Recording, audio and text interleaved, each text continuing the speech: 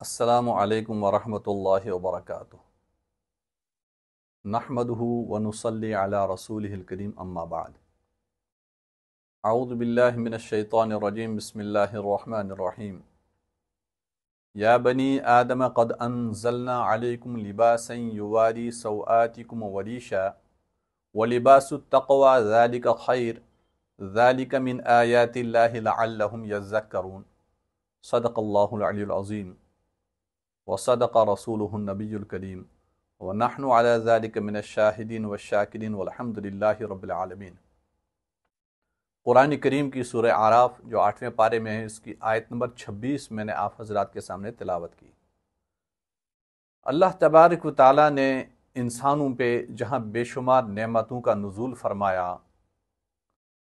ان تمام نعمتوں میں اللہ تبارک و تعالیٰ نے ایک عظیم نعمت انسان کو لباس کی شکل میں عطا فرمائی ہے، جس لباس کے بارے میں آج کل ہر معاشرے کے اندر نہایت غفلت برتی جا رہی ہے، نہایت بے احتیاطی برتی جا رہی ہے۔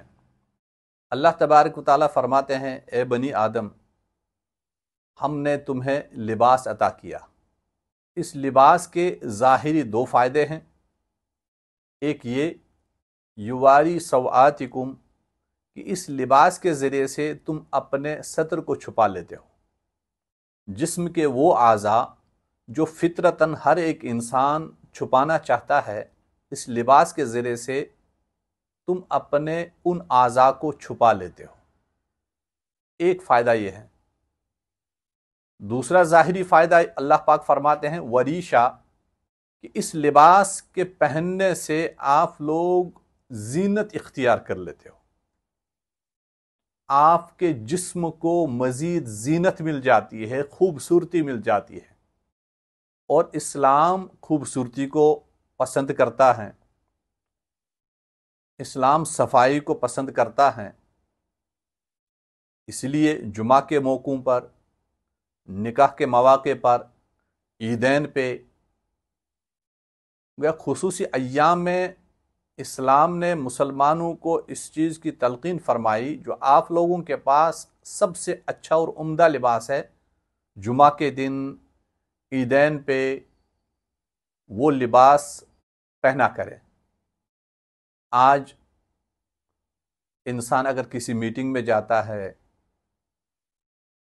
کسی دینی اجتماع میں جاتا ہے، کسی دینی جلسے میں جاتا ہے، کہیں دعوت پہ جاتا ہے، تو وہاں ایک انسان اچھا لباس پہننا اس کو پسند کرتا ہے، اور اچھا لباس پہن کر کہیں جانا ایک انسان اس کو بہت اچھا محسوس کر لیتا ہے۔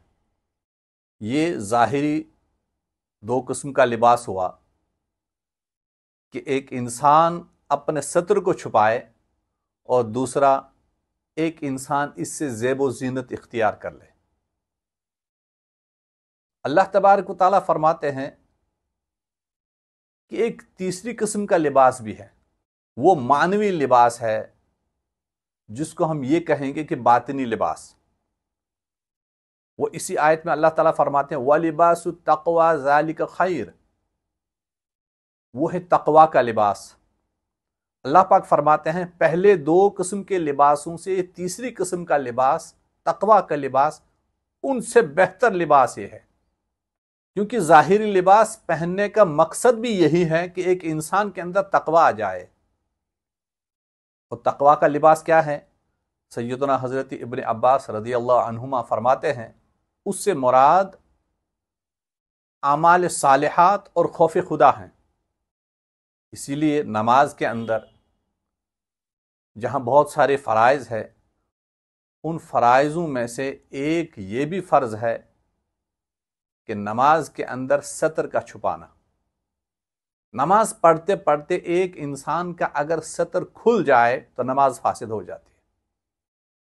سورہ اعراف کی آیت نمبر 19 سے لے کر آیت نمبر 23 تک اس کا تذکرہ آیا ہے کہ آدم و حوا علیہم السلام کو اللہ تبارک و تعالیٰ نے جب جنت کے اندر بھیجا، جنت میں بھیجنے کے بعد اللہ تبارک و تعالیٰ نے ان دونوں سے یہ فرمایا وَلَا تَقْرَبَا هَٰذِهِ الشَّجَرَةَ، जन्नत में जहां जी चाहे खाओ पियो घूमो सैर करो तफरी करो मजे लूटो, लेकिन इस दरख्त के करीब मत जाना, इसका फल हरगिज मत चखना। फदल्लाहुमा बिगुरूर, शैतान ने उनको बहकाया और उस दरख्त का फल चखने पर आमादा किया। और आदम व हव्वा अलैहिमुस्सलातु वस्सलाम से शैतान ने ये कहा कि तुम्हें मालूम भी है, वक़ाल मा नहाकुमा रब्बुकुमा अन हादिहि शजरति इल्ला अन तकूना मलकैन औ तकूना मिनल खालिदीन, कि तुम्हें मालूम भी है कि अल्लाह तबारक व तआला ने तुम्हें क्यों मना किया कि इस दरख्त का फल मत चखना। उन्होंने कहा हमें तो मालूम नहीं। कहा इसकी दो वजूहात हैं, एक ये कि अगर आप इस दरख्त का फल चखोगे तो तुम्हें कभी मौत नहीं आएगी, और दूसरी वजह यह है तुम्हारे अंदर फरिश्तों वाले सिफात पैदा हो जाएंगे, गोया तुम फरिश्ते बन जाओगे, तुम्हारे अंदर से गुनाहों का मादा खत्म हो जाएगा। शैतान हर इंसान को उसकी जहनियत के मुताबिक, उसके अमल के मुताबिक, उसकी लाइन के मुताबिक इंसान को बहकाने की कोशिश करता है। डॉक्टर को मेडिकल लाइन से आ जाता है और बहका देता है, उलमा को उसी लाइन से बहका देता है, जो आबिद होते हैं उनको उसी लाइन में आकर आबिद बनकर ही आता है और बहकाने की कोशिश करता है। इंजीनियर्स जो है उनको उसी लाइन में बहकाने की कोशिश करता है। बिजनेसमैन को, ताजिर को उसी लाइन में आकर बहकाने और फुसलाने की कोशिश करता है। और गर्ज और नीयत शैतान की यह होती है अल्लाह का बंदा अल्लाह से दूर हो जाए। आदम व हव्वा अलैहिमुस्सलातु वस्सलाम ने उस दरख्त का फल इस नीयत से नहीं चखा कि वो अल्लाह ताला की नाफरमानी करें, बल्कि इस नीयत से चखा ताकि हम अल्लाह के ज्यादा से ज्यादा करीब हो जाएं, कि हमें मौत नहीं आएगी, हमें लंबी जिंदगी मिलेगी, लंबी जिंदगी में हम ज्यादा से ज्यादा इबादत करने वाले बन जाएंगे, हमारे अंदर फरिश्तों वाले सिफात पैदा हो जाएंगे, गुनाहों का मादा खत्म हो जाएगा, कभी हमसे अल्लाह ताला की नाफरमानी सादिर ही नहीं होगी। तो शैतान ने बहकाया, शैतान ने फुसलाया, शैतान के बहकावे में आ गए। तो शैतान ने कसमें खा खा कर उनको कहा, वक़ासमहुमा इन्नी लकुमा लमिनन नासिहीन, कसम खा खा कर कहा मैं तो तुम्हारा खैर खा हूं। हमारी जिंदगी में भी बहुत सारे लोग ऐसे आते हैं हमारी लाइन से और कहते हैं हम तो तुम्हारे खैर खा हैं, लेकिन शैतान उनको इस्तेमाल करके हमें अल्लाह के रास्ते से भटकाने की कोशिश करता है। तो शैतान का इंसान पे सबसे पहला जो हमला हुआ वो इस शक्ल में हुआ, इस सूरत में हुआ कि उसके जिस्म से उसका लिबास उतार दिया। सबसे पहला हमला, हमें गौर करना चाहिए, सबसे पहला हमला। आजकल भी शैतान मुख्तलिफ शक्लों में, मुख्तलिफ सूरतों में, कभी हमें कहते हैं आज की तहजीब ये है कि ऐसा लिबास पहनो कि पहनने के बावजूद भी मर्द और ख़वातीन बरहना नजर आते हैं, कि हमारे नौजवान ऐसा लिबास, ऐसी पैंट, ऐसी शर्टें पहनते हैं कि पैंट पहनने के बाद वो पैंट जगह जगह से फटी हुई होती है। इसको मॉडर्न ज़माना उसका नाम दिया जाता है, जदीद तहजीब का नाम देकर हमें गुमराह किया जाता है। हमारे माशरे में हमारी माओं को, हमारी बहनों को ऐसा लिबास पहनने पर आमादा करता है शैतान कि वो नीम बरहना नजर आती है। और शैतान तो ये चाहता है लोग बरहना हो जाए, लोग नंगेपन का शिकार हो जाए, कि लिबास पहनने के बावजूद भी लिबास का जो हकीकी मकसद है वो हासिल ना हो जाए, लिबास पहनने का मकसद फौत हो जाए। आजकल हम में से हर एक माँ बाप को, हर एक घर के बड़े को, माशरे के जिम्मेदारों को इन चीज़ों पे गौर व फिक्र करने की ज़रूरत है कि हमारी सोसाइटी से उरियानियत ख़त्म हो जाए। اور لباس کا جو مقصد ہے وہ فوت نہ ہو جائے۔ شیطان کا سب سے پہلا حملہ انسان کے جسم سے لباس اتارا، اور آج بھی ہو رہا ہے۔ اس سے بچنے کی بھرپور کوشش کی جائے۔ اور ایمان کے بعد سب سے پہلا جو فرض ہے، یہ نماز، یہ روزہ، یہ زکوٰۃ، یہ حج، یہ سب بعد میں آ گئے۔ ایمان لانے کے بعد سب سے پہلا فرض جو ہے وہ انسان کی ستر پوشی ہے۔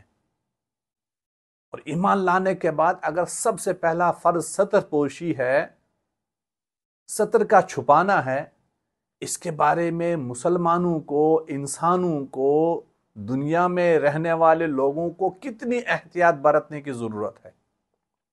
فَلَمَّا ذَاقَا الشَّجَرَةَ بَدَتْ لَهُمَا سَوْآتُهُمَا وَطَفِقَا يَخْصِفَانِ عَلَيْهِمَا مِنْ وَرَقِ الْجَنَّةِ۔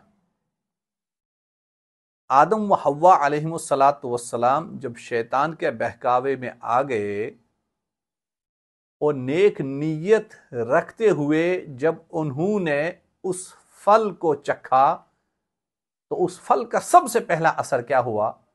ان کے جسم سے جنت کا لباس اتر گیا۔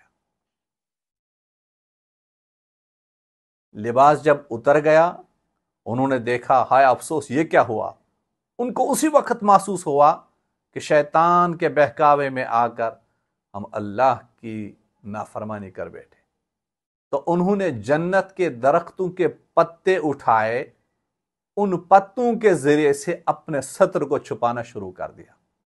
تو شیطان کا سب سے پہلا حملہ انسان کے جسم سے اس کا لباس اتارا۔ تو اللہ تبارک و تعالیٰ نے اس وقت آدم و حوا علیہم السلام سے فرمایا، کیا میں نے تم دونوں سے یہ نہیں کہا تھا اس درخت کے قریب مت جانا؟ اور میں نے یہ نہیں کہا تھا تمہیں کہ شیطان تمہارا کھلا ہوا دشمن ہے؟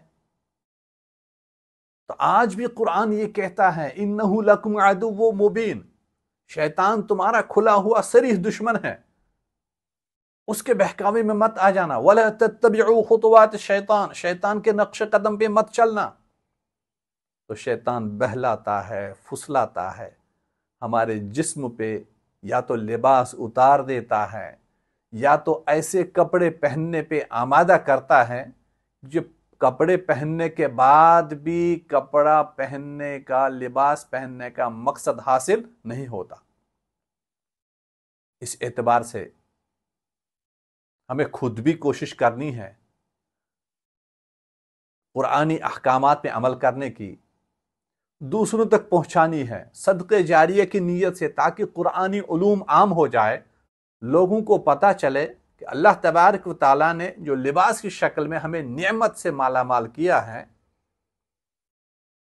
اس لباس کا مقصد فوت نہ ہو جائے، کہ لباس ایسا پہنے کہ جس سے ایک انسان کی ستر پوشی بھی ہو، لباس ایسا پہنے جس سے ایک انسان کی زیب و زینت کے اندر اضافہ ہو، لیکن ایسا لباس نہ ہو کہ پہننے کے باوجود بھی عریاں نظر آ جائے۔